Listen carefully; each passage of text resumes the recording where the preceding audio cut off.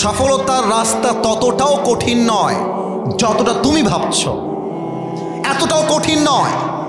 একটা বছরের ফোকাস একটা যুবকের লাইফটাকে চেঞ্জ করতে পারে। You just have to get up. তোমাকে দাঁড়াতে হবে। তোমার একটা শক্ত সিদ্ধান্ত পারে তোমার লাইফটাকে চেঞ্জ করতে পারে। একটা কথা আছে উর্দুতে, कामयाब होने के लिए जुनून रहना पड़ता है, जब दिल में जुनून होता है तो इंसान कामयाब होता है। अरे पागल होते होले सफल होते होले पागल होते হয়। আর যে ব্যক্তি তার সফলতা অর্জন করতে পাগল হয়ে যায় তাকে বাধা দিয়ে আটকে দিবে এমন বাপের বেটা জন্মগ্রহণ করে নাই। আচ্ছা বলেন তো, বনের রাজার নাম কি? Right answer. তোমরা খুবই অ্যাক্টিভ, মাশাআল্লাহ। আপনারা একটু জবাব দিবেন, বনের রাজার নাম কি? আচ্ছা বলেন তো, লম্বায় যদি আমি হিসাব করি সিংহ লম্বা হবে না জিরাফ হবে? আরেকবার, সিংহ না জিরাফ? যদি বডির সাইজে হিসাব করি হাতি হবে না সিংহ? হাতির বডি বেশি মোটা। আচ্ছা, কিন্তু দেখেন তো, এটা হচ্ছে সুন্দরবনের জঙ্গল। সিংহ যাচ্ছে এই পাশ দিয়ে, হাতি যাচ্ছে এই পাশ দিয়ে। এখন যদি সিংহ হাতিকে দেখে, সিংহ ভাববে wow this is my dinner, আর হাতি ভাববে ওরে বাবা রে বাবা, সিংহ আমাকে খেয়ে ফেলবে।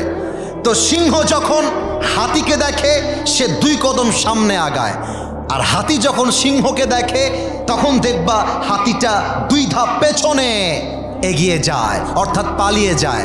তার মানে যদি হাতি একবার ধাপ নেয় যে ওকে আজকে পিষে মারবো, একবার পা দিয়ে চাপা দিবে, সিংহের বাপের ক্ষমতা নাই উঠে দাঁড়াবে।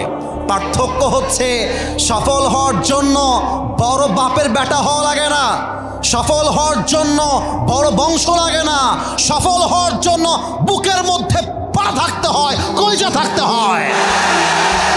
I am the king, I am the boss, this should be your attitude. একবার ভাবো না যে আমি করতে পারি, আমি করে দেখাবো, আমি রাজশাহীর ছেলে, আমি তারনের ছেলে, আমি পুরো ইতিহাসকে পাল্টায় রেখে দিব। ঠিক কিনা বলো? ভয় পেও না, বুক চিরে দাঁড়িয়ে যাও, আল্লাহর ভরসায় সাহসটা বাড়াও, আল্লাহর নামে আগুন জ্বালাও বুকে, সত্যের পথে চলো, সাহস রাখো মুখে, ভয় পেলে চলবে না, রক্তে আগুন ধরাও, আল্লাহর সৈনিক তুমি, সেই পতাকা উড়াও। আরে আল্লাহ যখন পাশে, কিসের এত ভয়? তাওয়াক্কুল করো, কাছে আসবে বিজয়। আধারে ভয় পেও না, আলো আছে আড়ালে, অন্ধকার পালিয়ে যাবে তুমি উঠে দাঁড়ালে। ঠিক কিনা বলো? আল্লাহ যুবকদেরকে সফল হওয়ার তৌফিক দান করুক, পড়েন সবাই আমিন।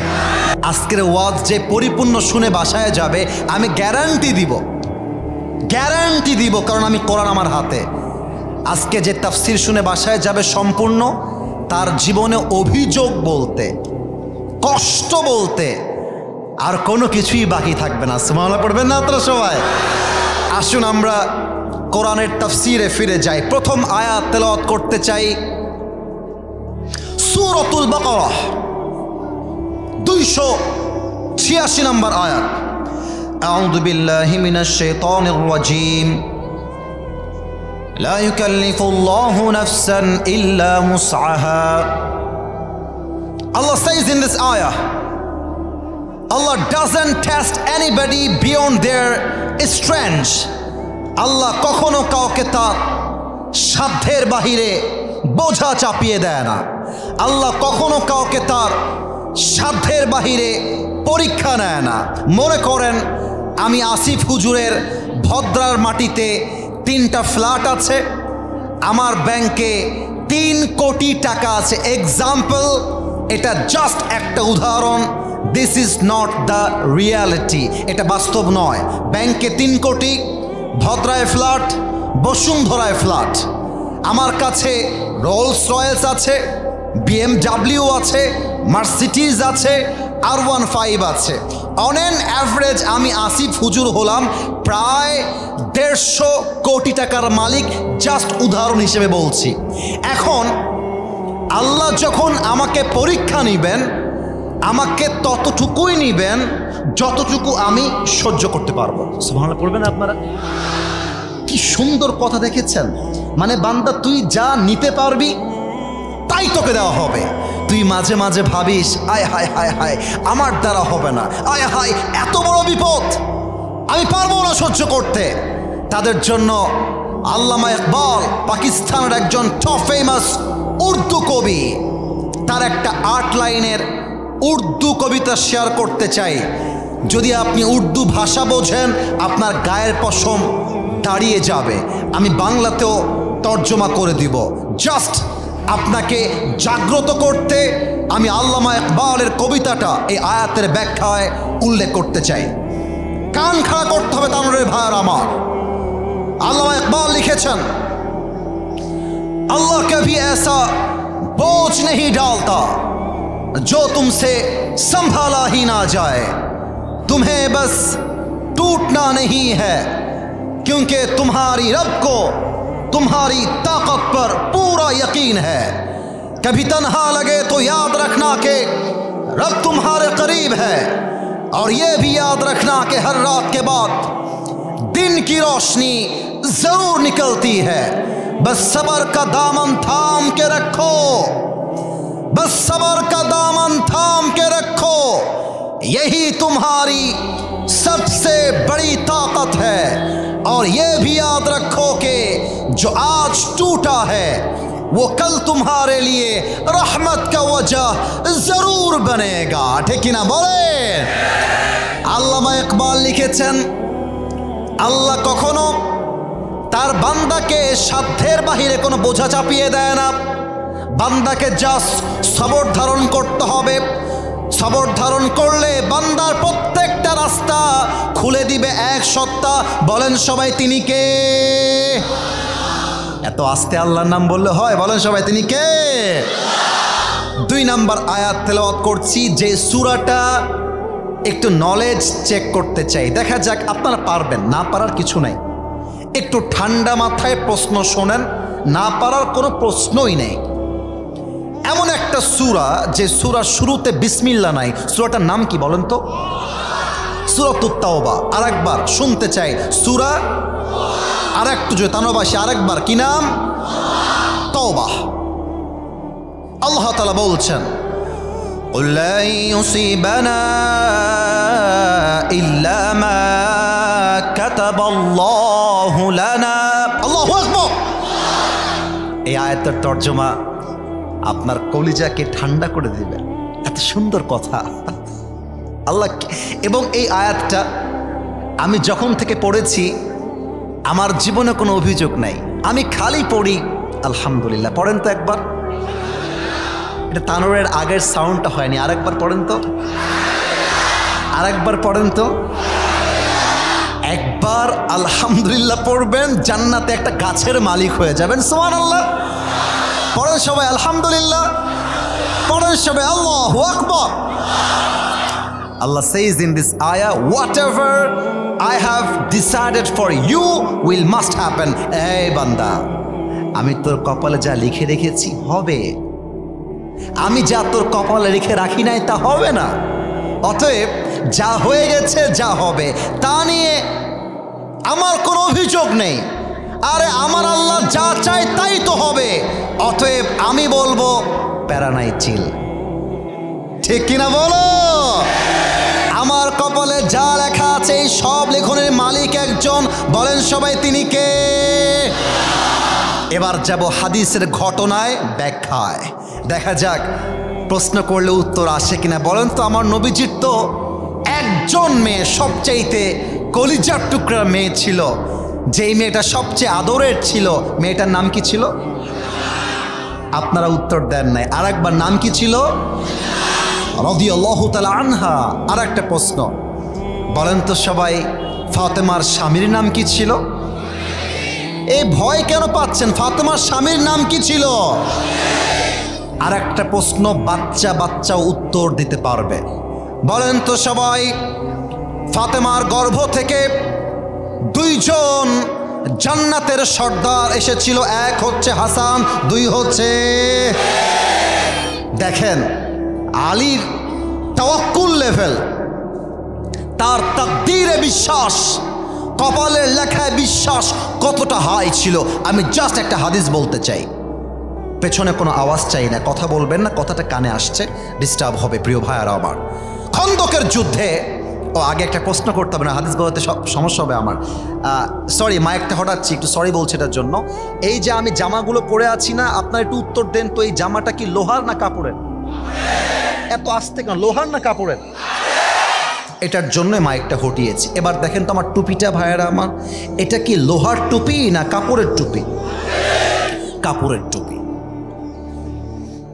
আমর বিন মারহাব কাফেরদের সবচেয়ে বড় সর্দার, মদিনায় আসছে অ্যাটাক করবার জন্য, আর ডাক দিয়ে বলছে, এই মুসলমানের বাচ্চারা, কে কোথায় আছিস, বের হয়ে আয়, বুকের পাটা থাকলে আমার সঙ্গে যুদ্ধ কর। সব মুসলমানরা বের হয়ে আসছে, কিন্তু একটা মুসলমানও সামনে যায় না, কারণ আমর বিন মারহাবের পুরো দেহটাই লোহার পোশাক দ্বারা তৈরি, মাথার মুকুটটাও লোহার।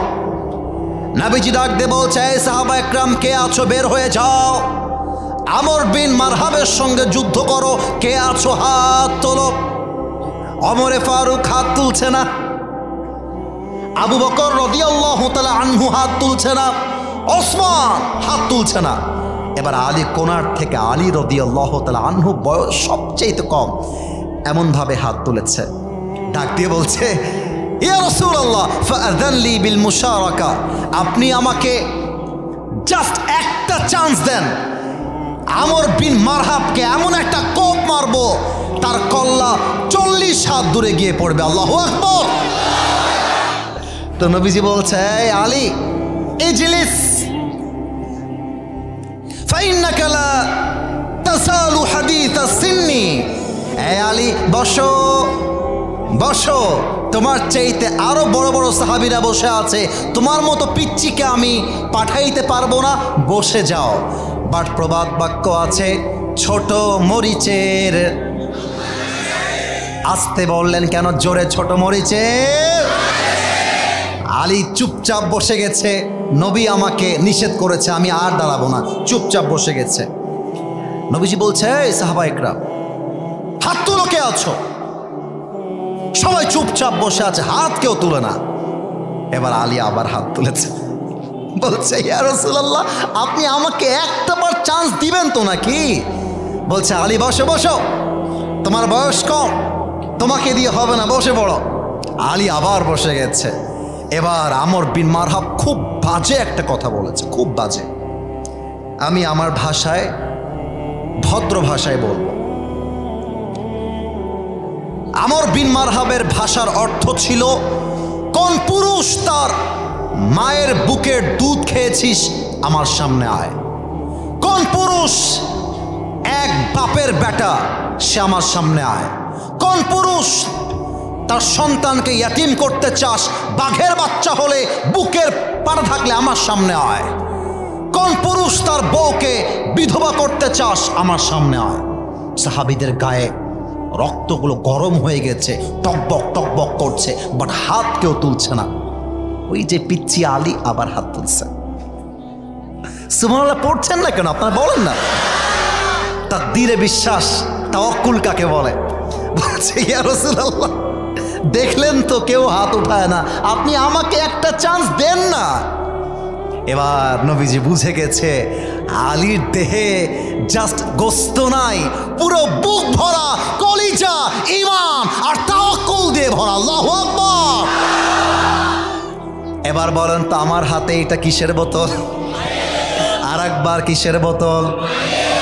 আমার টানোরবাসী, জাস্ট একটা মিনিটের জন্য ভাববেন, এটা কোনো পানির বোতল নয়, এটা হচ্ছে বিশাল লম্বা একটা তরবারি। তার আরবি নাম হলো জুলফিকার। আমাকে বলতে হবে সবাই, জুল, ফিকারটা আওয়াজ দিয়ে বলেন সবাই, জুল। আল্লাহর রাসূল ডাক দিয়ে বলছেন, আলী তুমি আমার কাছে আসো, আমার বরাবর দাঁড়িয়ে যাও। এবার আল্লাহর রাসূল ডান হাত দিয়ে বিশাল লম্বা জুলফিকার তুলে দিয়েছেন, আর ডাক দিয়ে বলছে, আলী এই নাও তোমার জুলফিকার, যুদ্ধে নেমে পড়ো। আর মাথায় রাখবা, ইযহাব ফাইন্নাল্লাহা মাআকা, তোমার সঙ্গী কেউ না হতে পারে, বাট তোমার সঙ্গী হবে একজন। আওয়াজ দিয়ে বলেন সবাই, তিনি কে? এবার আল্লাহর রাসূল ডাক দিয়ে বলছে, আলী শোনো, যদি আল্লাহ তোমার কপালে বিজয় লিখে রাখে, একটা আমর বিন মারহাব নয়, হাজার হাজার আমর বিন মারহাব মিলেও তোমাকে পরাজয় করতে পারবে না। আর আল্লাহ যদি তোমার কপালে বিজয় না লিখে রাখে, আমর বিন মারহাব কেন, একজন ছোট্ট শিশুর কাছেও তুমি পরাজিত হয়ে যাবা। পারতপক্ষে কপালে যাই হোক, ভালো কিংবা খারাপ, বিজয় হোক কিংবা পরাজিত হওয়া হোক, এই সব কিছু বান্দার কপালে 50,000 বছর আগে লিখে দিয়েছে একজন। বলেন সবাই, তিনি কে? এবার আমর বিন মারহাবের সামনে আলী জুলফিকার নিয়ে দাঁড়িয়ে গিয়েছে। আমি একটু পেছনে যাচ্ছি, আমাকে একটু দেখবেন সবাই। পেছনে যাচ্ছি কেন জানেন? মানে আমি একটা হাদিসের প্রেক্ষাপট বোঝাবো। অভিনয় করে না মানুষ, অভিনয়। হাদিস বোঝাবার জন্য অভিনয় করা জায়েজ, হাদিসকে বোঝাবার জন্য। আমার উপরে এটার নাম হচ্ছে সামিয়ানা। তানোরের ভাইয়েরা, এটার নাম কি জানো ভাই? আওয়াজটা কমে গেল। এটার নাম কি আনা? সামিয়ানা। আমি যদি দাঁড়িয়ে যাই, তবুও সামিয়ানা এত উঁচু যে আমার মাথার চাইতে আরো লম্বা। এবার আপনি খেয়াল করেন, আমরা যদি এভাবে তাকিয়ে থাকি, সামিয়ানাটা স্পষ্ট দেখা যাবে না। যদি আমরা দেখতে চাই, মাথা উঁচু করে দেখতে হবে। কথা কি বোঝা যায় নাকি যায় না? উত্তর না দিলে ওয়াজ আগে যাবে না। বোঝা যায় নাকি যায় না?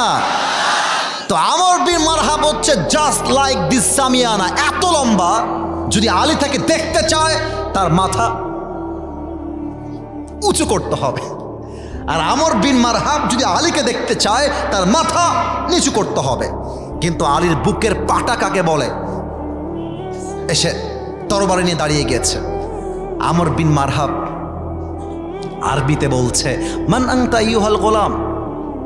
রাজশাহীর ভাষায়, এ তোর বাড়ি কতিবে? মান আনতা আইয়ুহাল গোলাম, এই বাবু তুমি কে? তোমার বাড়ি কতি গো? এ তুমি কে? আলীকে বলছে। তো আলী এবার দাপট নিয়ে বলছে, আনাল্লাযী। আর বউ পাবে না, রেখে মুরব্বী নাকি? তাহলে বউ পালাবে। আচ্ছা থাক। একজন এতক্ষণ পরে, প্রায় 1 ঘন্টার কাছাকাছি দেখলাম একজন মানুষ আমার চোখে পড়েছে, উনি একটু লুকায় লুকায় যাচ্ছে। তবে এতগুলো মানুষ চাতক পাখির মতো বসে আছে, এটাই প্রমাণ করে তানোরের মাটি এটা ইসলামের ঘাটে। এবার দেখেন আলী বলছে, আনাল্লাযী সাম্মাতনি উম্মি হায়দারা। আমি হলাম সেই যুবক যাকে তার মা নাম দিয়েছে হায়দারা। যেই সিংহ জঙ্গলে যখন যায়, শিকার না করা পর্যন্ত তার অ্যাটাক, তার আক্রমণ থেমে যায় না। আমি হলাম সেই হায়দারা। বলছে, আরে বেটা তোর আসল নাম বল। এবার আলী বলছে, আমার আসল নাম ইসমি আলী। বলছে, ও আলী, কি গো তোমার বাপের নাম কি আলী বিন আব্দুল মুত্তালিব নাকি গো? তোমার বাপ কি আব্দুল মুত্তালিব? বলছে, নো নো, আনা আলী বিন আবি তালেব। ওইটা আমার দাদা, আমার বাবা হচ্ছে আবু তালেব। বলছে, ওহো ভাতিজা, তোমার বাপ যে আমার ভাই লাগে গো, তা তুমি যে আমার ভাতিজা হচ্ছ, যে তোমাকে মারতে পারবো না, তুমি যাও এখান থেকে যাও। এটা কিন্তু আমি রাজশাহীর ভাষায় বলছি, ঠিক আছে, বাট এটা টিটকারি মারছে। মনে করেন যে এই কালো, তোমার কি নাম ভাই আমার? আচ্ছা, ওকে ধমক দিব না, বোঝাচ্ছি। এই মনে করেন যে আমি এই পাতে যাচ্ছি, মাহফিল শেষ করে বলছি, কি হুজুর জবের ব্যাপার ভালোই ওয়াজ করছেন দেখছে। কোরআনের সংসদে কোরআন লাগবে নাকি? খালি আপনি যান, আপনার ঘিরে নিব, খালি যান এই পাশে। আমি গেলাম খেপে, বেটা তোর বাড়ি কত দিবে এদিকে। তো ব্যাপারটা হচ্ছে কি, ওকে আমি পাত্তা দিলাম না, গুনলাম না, আমি ওকে ছোট করলাম। তো আলীকে আমর বিন মারহাব ছোট বলে পাত্তা দিচ্ছে না। কি বলছো গো? আরে যাও, তুমি আমার ভাতিজা গো, তোমার চাচা লাগি আমি, আরে যাও। আমি না বাচ্চাদের গায়ে হাত তুলি না। এটা শুনে আলীর রক্ত এবার গরম হয়ে গেছে। আরে বেটা, যুদ্ধ করতে বয়স লাগে না, বুকের মধ্যে কলিজার দরকার হয়। আলী বলছে, তুই কাকে ভাতিজা বলিস রে? আয় না, একবার যুদ্ধ করে দেখ, একটা কোপ মারবো জায়গা মতো, তোর কল্লা 40 হাত দূরে ভরবে, আমার বুকে ঈমান দিয়ে ভরা। আল্লাহু আকবার। এবার আমর বিন মারহাবের রক্ত গরম হয়ে গেছে। বলছে, কত বড় সাহস, তুই আমাকে মারবি? আয়। এই কথা বলার সাথে সাথে আলী এক মারাত্মক দামি কথা বলেছে। এই দামি কথা বলার জন্য আপনাদেরকে একটা প্রশ্ন করতে চাই। রংপুর থেকে আপনারা যদি উত্তর না দেন তাহলে আমি বুঝবো আপনারা স্বৈরাচারের পক্ষ হয়ে কাজ করছেন। আপনারা কি স্বৈরাচারের পক্ষে না বিপক্ষে? যে যুবকটা 2 হাত পেতে দিয়ে বুকে গুলি খেয়ে শহীদ হয়েছিল, যুবকটার নাম কি বলেন তো সবাই? এই তানোরের ভাইয়ারা, আমি মিডিয়ার সামনে প্রশ্ন করেই ফেলি, আপনারা উত্তর দিবেন কিনা আমি জানি না, বাট আশা রাখবো উত্তর দিবেন। এই শহীদ আবু সাঈদ যখন রাস্তায় বের হয়েছিল, কারো বুকে শহীদ আবু সাঈদ গুলি করতে গেছিল? উত্তর দেন, গেছিল? কাউকে চাকু মারতে গিয়েছিল? আমার ভাই জাস্ট বলেছিল আমরা কোটার সংস্কার চাই। দ্যাটস ইট, দ্যাটস ইট, এটাই চাই। কোটা সংস্কার হয়ে যাবে, আমি Abu Sayeed go back to home. আমার ভাই কারো গায়ে হাত তোলে নাই, আমার ভাই কাউকে গুলি করে নাই। আপনারা তার বুকে গুলি করলেন কেন? করলেন কেন? আমাদের দাবি তো সরকার নামিয়ে দেওয়ার দাবি ছিল না।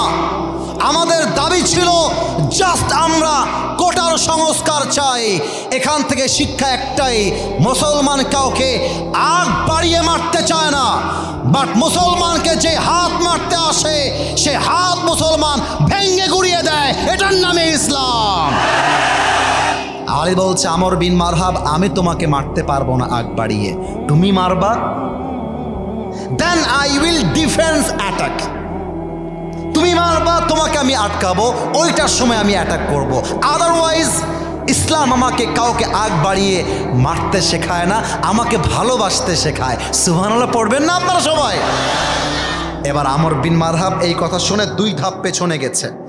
2টা পা, 2 legs are attached together, 2টা পা একসাথে করেছে, একটা লাফ দিয়েছে জমিন থেকে উঁচুতে। আর এই যে হচ্ছে তরবারি সামনে নিয়েছে, যখন লাফ দিয়েছে এইটা পেছনে নিয়েছে, আর দেহের সমস্ত শক্তিকে উজাড় করে আমর বিন মারহাবের ডান কাঁধে একটা আঘাত করেছে। আর আমর বিন মারহাব তার জুলফিকার দিয়ে উঁচু করে তুলে বলছে, হাসবুনাল্লাহু ওয়া নি'মাল ওয়াকিল, নি'মাল মাওলা ওয়া নি'মান নাসির। তাওয়াক্কুলের লেভেল এতটা হাই ছিল যেই আঘাতে আলীর দেহটা এক কোপে 2 টুকরো হয়ে যাবে, ওই আঘাতটা আলীর জামা পর্যন্ত স্পর্শ করতে পারে না। সুবহানাল্লাহ।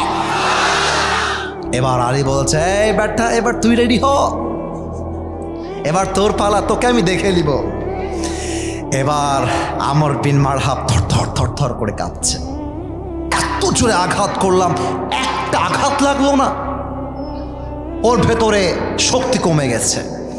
এবার আলী রাদিয়াল্লাহু তাআলা আনহু পেছনে 2 ধাপ এগিয়েছে, আর একটা লাফ দিয়ে জুলফিকারটা এমন করে উঁচুতে তুলে নারে তাকবীর, আল্লাহু আকবার বলে আমর বিন মারহাবের বাম কাঁধে একটা আঘাত করেছে। আমর বিন মারহাব তার ঢাল দিয়ে জুলফিকারকে আটকাতে গিয়েছে। আঘাত এতটা জোরে ছিল, একটা কোপে ঢাল ভেঙ্গে আমর বিন মারহাবের দেহটা 2 ভাগ হয়ে ছিটকে জমিনে পড়ে গিয়েছে। আল্লাহু আকবার। আজকে দেখাইতে পারবো হাদিসটা অভিনয় করে। এটা যে আমার পায়ের জুতা দেখা যায়, বেয়াদবি নিবেন না, বেয়াদবি নিবেন না, আমি বোঝাবার স্বার্থে বলছি। আলীর পায়ে ছিল বুটের জুতা। এবার আলী আমর বিন মারহাবের দেহকে লাথাইতে লাথাইতে দুইটা দেহকে একসাথে করেছে। এটা হচ্ছে আমর বিন মারহাবের বুক। আলী তার পা দিয়ে বুকে এমনে চাপা দিয়ে ধরেছে আর ডাক দিয়ে বলছে, এই বেটা, কাইফা তুকাতিলুনি আনতা তা'বুদু হাজারান ওয়া আনা আবদু রাব্বি মুহাম্মদ। হে আমর বিন মারহাব, কাফেরের বাচ্চা, তুই আমাকে মারবি কেমন করে? তুই বেটা মূর্তির পূজারী, তুই বেটা পাথর পূজারী, আর আমি হলাম রব্বে কাবা, কাবার মালিক, আল্লাহর পূজারী, আল্লাহকে তাওয়াক্কুলকারী। আর মাথায় রাখবি, তোর মতো কাফের বেঈমান একজন ইমানদারের একটা চুল বাঁকা করবার কোনো ক্ষমতা রাখে না। এই কথা বলছে আর পা দিয়ে লাথি মারতেছে। এবার রসুলকে বলছে, ইয়া রাসূলুল্লাহ, দেখেন আপনি তো আমাকে চান্স দিচ্ছিলেন না, দেখেন কি করছি একে। এবার রসুল বলছেন, আলী, এটা তোমার কামাল নয়, এটা তোমার যোগ্যতা নয়, বরং তোমার সঙ্গে সাহায্য ছিল এক সত্তা। বলেন সবাই, তিনি কে? বলেন তো, 50 বছর কোরআনের খেদমত করেছে আমার এই বাংলার মাটিতে। আমি প্রথমটা বলছি, আপনার শেষটা বলবেন। আল্লামা দেলোয়ার হোসেন, না এত আস্তে বললে কলিজায় আঘাত লাগবে। আল্লামা দেলোয়ার হোসেন। আমরা ওনাকে ভালোবাসি না কি বাসি না? আমাকে আজকে মেসেজ দেওয়া হয়েছে এই মাহফিলকে নিয়ে, আজকে না গতকালকে মেসেজ দেওয়া হয়েছে, যেখানে বিএনপিও আছে, এখানে জামাত ইসলামের ভাইরাও আছে, এটা আমাকে মেসেজ দেওয়া হয়েছে। আমি একটা কথা বলতে চাই, এখানে আমি বিএনপির জন্য আসি নাই, আমি জামাত ইসলামের জন্য আসি নাই। এই মাহফিলে কোনো ব্যক্তির দল দিয়ে পরিচয় হবে না। আমার পরিচয় একটা, আমি মুসলমান ঘরের সন্তান। আল্লামা সাইদি হুজুর তাওয়াক্কুল কাকে বলে 12টা বছর জেল খেটেছেন। স্বৈরাচাররা বলেছিল, আপনি জাস্ট ইসলামের রাজনীতি ছেড়ে দেন, আপনাকে আমরা কারাগার থেকে নিঃশর্তে মুক্তি দিব।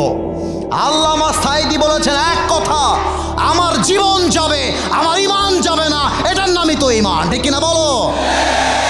আপনারা অনেকে জানেন যে 28 নভেম্বর আমাদের সকলের প্রিয় ডক্টর জাকির নায়েক আসার কথা ছিল। আমাদের পাশের দেশ, বেশি কথা বলতে চাই না, তারা বলেছে ডক্টর জাকির নায়েক আসলে নাকি ভারতে ফেরত দেওয়া লাগবে। এই বেটা, এটা তো মামুর বাড়ির আবদার নাকি রে? এটা আমার বাংলাদেশ, এই দেশের জন্য আমার মা রক্ত দিয়েছে, ডানা রক্ত দিয়েছে, হাজার মায়ের ইজ্জতের বিনিময়ে দেশটা স্বাধীন হয়েছে। এই দেশে কথা চললে আমার চলবে, আপনার চলবে, ভারতের কথা এই দেশে চলবে না। আপনারা আমাকে আসতে ঠিক বললেন কেন? জোরে বলেন, ঠিক আছে কিনা বলে। আর একটা কথা বলতে চাই, আপনারা অনেকে জানেন ডক্টর মিজানুর রহমান আজহারি হুজুর। আপনারা কি আমার কথা রাগটাগ করছেন নাকি? আমি কিন্তু আয়াতের সাথে মিলিয়ে কথাটা বলতে চাচ্ছি যে আল্লাহ যদি ইসলামের বিজয়কে লিখে রাখে, থামায় দেওয়ার ক্ষমতা পৃথিবীতে কারো তৈরি হয় নাই। ডক্টর আজহারিকে অনেকে ভুলে গেছেন, কিন্তু আমার মনে আছে। মাহফিল চলাকালীন, আজহারি সাহেবের মাহফিল চলছে, অনেক জায়গায় প্যান্ডেল হয়ে গেছে, মাইকিং হয়ে গেছে, লাইটিং হয়ে গেছে, স্টেজ হয়ে গেছে, সব ওকে। হঠাৎ করে ডক্টর আজহারিকে ট্যাগ দেওয়া হলো, উনি একজন জামাতের প্রোডাক্ট, উনি শিবিরের প্রোডাক্ট, ওনাকে দেশে থাকতে দেওয়া যাবে না, দেশ থেকে বের করে দাও। কিন্তু দেখেন তো, যারা আজকে বের করে দিয়েছিল 2020 সালে, 2024 সালে আল্লামা ডক্টর আজহারি বিজয়ের বেশে, সিংহের বেশে দেশের মাটিতে ফিরে এসেছে। যারা তাকে তাড়াই দিতে বাধ্য করেছিল, তারা আজকে কেউ বাংলার মাটিতে নাই, সব ভারতে পালিয়ে গিয়েছে। অতএব মাথায় রাখতে রাখতে হবে ইসলামের বিজয়কে আল্লাহ সুনিশ্চিত করেছে, তুমি থাকলেও বিজয় হবে, না থাকলেও বিজয় হবে। অতএব যারা ইসলামকে বাধাগ্রস্ত করতে চায়, যারা তাফসীর মাহফিলকে বন্ধ করতে চায়, প্রতিবাদ তুলতে হবে। যারাই আঘাত করবে ওর পিঠের চামড়া একটাও থাকবে না। হাত তুলে বলো সবাই, ঠিক কিনা? আল্লাহ যেন কবুল করে, পড়েন সবাই আমিন। আমার তো আলোচনা 1 ঘন্টা পার হয়ে গেল। ওয়াদা ছিল 1 ঘন্টার পরে ওয়াজ শেষ হয়ে যাবে, ফর্মে লেখা ছিল। বাট আমার তো মনে হয় আপনারা আরও ওয়াজ শুনতে চান না, শেষ হয়ে যাবে। তাহলে সবাই 2 হাত তোলেন, সবাই 2 হাত তোলেন সবাই। আমি অল্প সময় ওয়াজ করব, বাট আমি ওয়াদা করাতে চাই। একটু কাশি দেন সবাই, হাতটা উঁচু করে কাশি দেন। আমাকে একটা ওয়াদা দিবেন, আগে একটা তাকবীর দেন, শয়তান পালিয়ে যাক। কেউ উঠে রে, খবরদার কেউ উঠে গেলে আমাকে ডাক দিবেন আসিফ হুজুর বলে। তাকবীর দেন, নারে তাকবীর। বলেন সবাই হুজুর। আরেকবার বলেন সবাই হুজুর। আমরা তানোরের সন্তান আপনাকে ওয়াদা দিলাম, দোয়া না করে।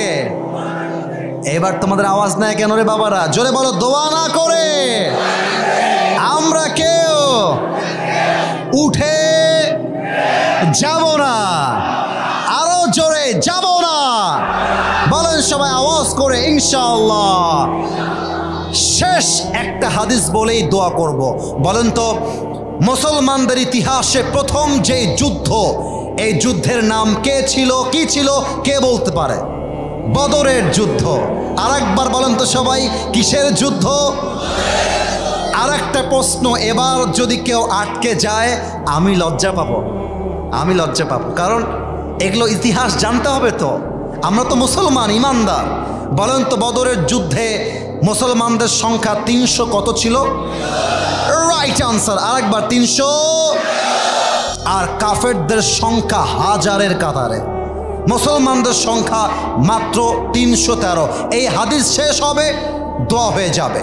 আল্লাহ রসুল 313 জন সাহাবীকে নিয়ে যুদ্ধের জন্য প্রস্তুত হচ্ছেন, যুদ্ধ হবে। কিন্তু আল্লাহ রসুল মনে মনে ভাবছেন, কিরে যুদ্ধ তো হবে ঠিক আছে, বা সাহাবা একরাম পারবে কিনা? মুসলমানদের সংখ্যা অনেক কম, কাফেরদের সংখ্যা হাজার। এবার 2 জন কিশোর আমি দাঁড় করাবো।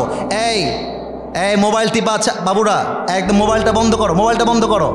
এখানে আমি দেখতে পাচ্ছি ছেলে পেলে মাঝে মাঝে মোবাইল টিপে মাঝে মাঝে ওয়াজ শোনে।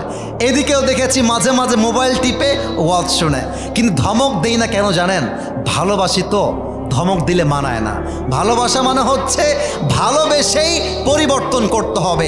আমি আর 5টা মিনিট ওয়াজ করতে চাই, অনুমতি আছে না নাই? আর একবার অনুমতি আছে না নাই? আমি দেখেছি বাম পাশ থেকে একজন মুরব্বী উঠে গেছেন, এটা আমার চোখে পড়েছে। আর কেউ যদি উঠে যান আমি দোয়া করে দিব, কারণ আমি এখানে 1 ঘন্টার বেশি ওয়াজ করব না বলে এসেছি। পুরো দেশেই সিস্টেম একই। তবে রাজশাহী আসলে আমি নিয়ম কানুন দেখি না, এটা আমার বিভাগ, এখানে ভালোবাসার ইতিহাস করতে হবে, ঠিক কিনা বলে? 2 জন কিশোর আসছে, বয়স মাত্র 9 থেকে 10, একদম কিশোর, বাচ্চা থেকে একটু বড় হয়েছে। নবীর কাছে দাঁড়িয়ে বলছে, ইয়া রাসূলুল্লাহ, আমরা শুনেছি যুদ্ধের জন্য মুজাহিদ দরকার, আর্মি দরকার। আমরা 2 ভাই, আমার নাম মাস, তার নাম মুআজ, আমরা 2 জন শহীদ হওয়ার জন্য এসেছি। আপনি আমাকে ওকে মুজাহিদ হিসেবে অ্যাকসেপ্ট করেন। সুবহানাল্লাহ পড়বেন না আপনারা সবাই? নবীজি ওদের দিকে লম্বা লম্বা চোখ দিয়ে তাকায় আছে। আরে বাবা রে বাবা, বাপের বেটা এরা। কিন্তু রাসূল বলছেন, বাবু তোমাদের তো বয়স কম, তোমরা যে তরবারি তুলবা এই শক্তিও তো নাই। আরে যাও যাও, বাসায় যাও, তোমরা যে বলেছ এতেই আমি খুশি হয়ে গেছি। এবার বড় ভাই, আচ্ছা আমি আমার মুরব্বী আব্বা জানদেরকে বোঝাই, উনি হচ্ছে আমার বড় ভাই, আমি হলাম ছোট ভাই। তো বড় ভাই বলছে, ইয়া রাসূলুল্লাহ, আপনি আমার ছোট ভাইকে নেবেন না, সমস্যা নাই, বাট আমার বয়স বেশি, গায়ে শক্তি বেশি, আপনি আমাকে নেবেন, এটা আমার ওয়াদা, এটা আমার অনুরোধ। এবার ছোট ভাই আমি বলছি, ইয়া রাসূলুল্লাহ, আমার বড় ভাই জাস্ট গায়ে গতরে বড় হয়েছে, শক্তি আমার গায়ে বেশি। সুবহানাল্লাহ পড়বেন না আপনারা সবাই? এবার নবীজি বলছে, ঠিক আছে, আমি তো আর জানি না কার গায়ে শক্তি বেশি, তোমরা দুইজন কুস্তি খেলবা, কুস্তি, WW রেসলিং খেলা। তো এবার বড় ভাই যিনি ছোট ভাইকে ধরে একটা ন্যাং মেরে ফেলায় দিয়েছে, আর বুকের উপরে উঠে একদম গলা চেপে ধরে বলছে, এই বেটা, তুই যাবি কোথায়? আমি একা যাব, তোকে আমি চান্স দিব না। এবার ছোট ভাই এক চোখ বন্ধ করে ফেলেছে, বলছে, এই ভাই, কিরে ভাই, তুমি না আমার বড় ভাই, আমরা গেলে একসাথে যাব, তুমিও যাবা আমিও যাব। সুবহানাল্লাহ পড়বেন না আপনারা সবাই? এবার বড় ভাই গলাটা ছেড়ে দিয়েছে, আর ছোট ভাই চান্স পেয়ে বড় ভাইকে শুয়াই দিয়েছে, আর ডাক দিয়ে বলছে, রাসূলুল্লাহ, দেখেছেন আমার বড় ভাই জাস্ট গায়ে গতরে বড়, আসলে শক্তি আমার গায়ে বেশি। সুবহানাল্লাহ পড়ে সবাই?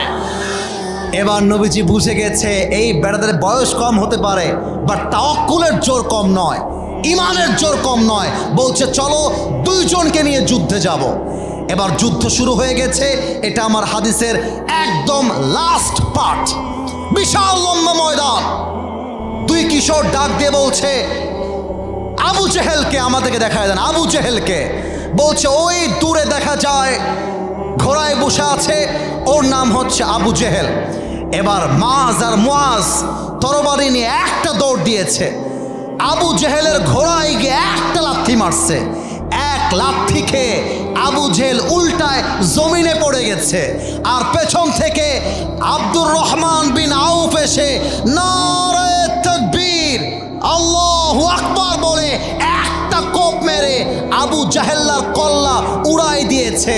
আর আল্লাহর রসুল ডাক দিয়ে বলছেন, সাহাবা একরাম শোনো, বদরের যুদ্ধে মুসলমানদের বিজয় প্রমাণ করেছে, যদি মুসলমানদের ভরসা তাওয়াক্কুল আল্লাহর উপরে হয়, কোন বাপের বেটার ক্ষমতা নাই মুসলমানদেরকে হারিয়ে দেওয়া। ঠিক কিনা বলো? অতএব আগামীর পার্লামেন্টে কোরআন চলবে, যদি কেউ বাধা দেয় তারা ভারতে পালাবে, এই সুযোগটাও খুঁজে পাবে না। ঠিক কিনা বলো?